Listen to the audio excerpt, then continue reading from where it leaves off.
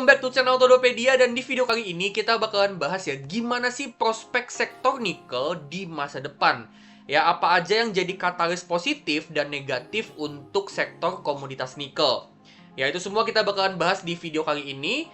Ya, tapi sebelum kita mulai seperti biasa, jangan lupa subscribe channel Todopedia dan juga jangan lupa untuk tekan lonceng notifikasi supaya kalian terus up to date sama konten-konten di channel Todopedia. Terus selain itu jangan lupa juga untuk cek produk digital dan jasa digital yang gue punya di Linkit/Todopedia, atau kalian juga bisa akses di channel page Todopedia di bagian tab store. Di situ kalian bisa dapatkan produk dan jasa digital Todopedia yang tentunya bisa berguna buat investasi kalian. Dan kalian juga bisa join membership Todopedia, di mana di sini kalian akan dapat banyak benefit dengan harga yang terjangkau. Ya, kalian akan dapat banyak benefit kayak stock pick, video eksklusif, artikel premium, template Excel, live Q&A khusus untuk para member, dan itu dengan budget yang terjangkau setiap bulannya. Ya, cara joinnya itu adalah dengan masuk ke link yang ada di bawah ya, bit.ly/join membership Todopedia. Kalian masuk ke link itu, nanti setelah kalian join, ya, semua benefitnya itu kalian bisa dapatkan di playlist video khusus membership yang ada di channel page Todopedia. Oke, langsung aja kita mulai ke videonya.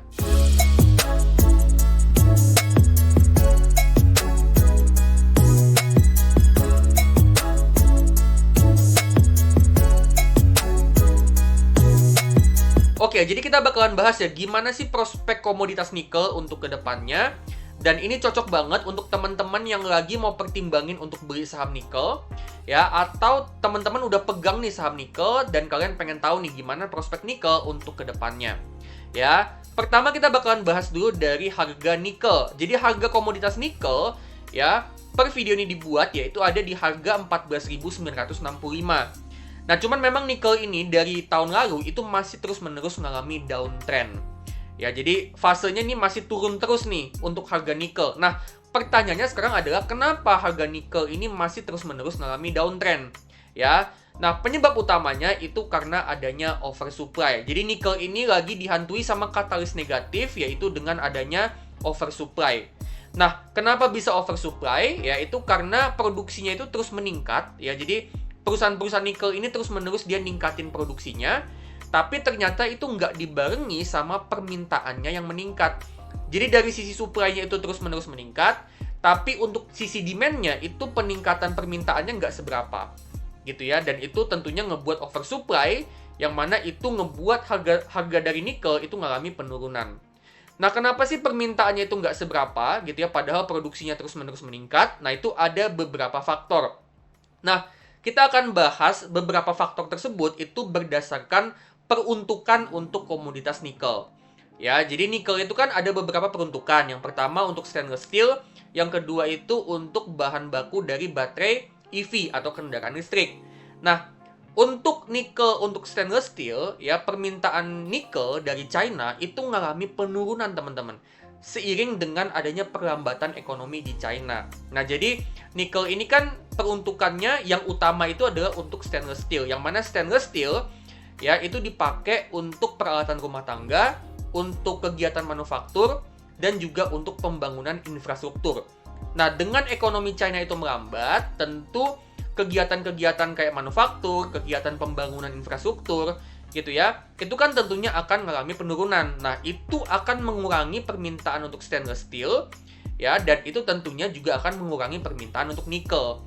Jadi permintaan nikel ini lagi lesu, lagi menurun karena memang Cina ini lagi mengalami perlambatan ekonomi. Ditambah Cina ini juga menerapkan bea masuk anti dumping untuk Indonesia, yang mana ini ngebuat ya perusahaan-perusahaan nikel ini marginnya tentunya akan menurun. Gitu ya. Jadi dengan adanya bea masuk anti dumping ini akan menggerus profitabilitas, menggerus margin dari perusahaan nikel, dan ini juga berpotensi untuk menghambat ekspornya nikel dari Indonesia ke China. Gitu ya. Nah, itu nikel untuk stainless steel. Nah, gimana dengan nikel yang peruntukannya adalah untuk bahan baku dari baterai EV? Nah, jadi nikel yang peruntukannya untuk bahan baku baterai EV ini juga menghadapi kompetisi dari komoditas lain, yaitu lithium ferrofosfat. Di mana lithium ferrofosfat atau LFP ini lebih murah dan memang dia lebih lama usia pemakaiannya, jadi lebih tahan lama. gitu ya. Jadi tentunya ini bisa jadi kompetisi untuk komoditas nikel. Ya, meskipun untuk baterai EV yang terbuat dari nikel itu kapasitasnya itu bisa lebih besar daripada baterai lithium ferrofosfat, ya, tapi tentunya ini berpotensi untuk bisa jadi kompetisi untuk komoditas nikel, ya, untuk bahan baku dari baterai EV. Ditambah juga, ya, kenapa bisa oversupply itu adalah munculnya banyak tambang-tambang nikel ilegal di daerah Sulawesi dan Maluku. Ya, jadi cukup banyak nih ya katalis negatif untuk nikel, yang mana itu tentunya jadi penyebab ya kenapa nikel ini ngalami oversupply, dan itu ngebuat harga dari nikel itu ngalami penurunan. Nah, tapi meskipun begitu, prospeknya nikel untuk kedepannya ini juga akan didorong sama katalis positif. Di mana nikel yang peruntukannya itu adalah untuk stainless steel, ya, itu permintaannya akan didorong sama pertumbuhan ekonomi China.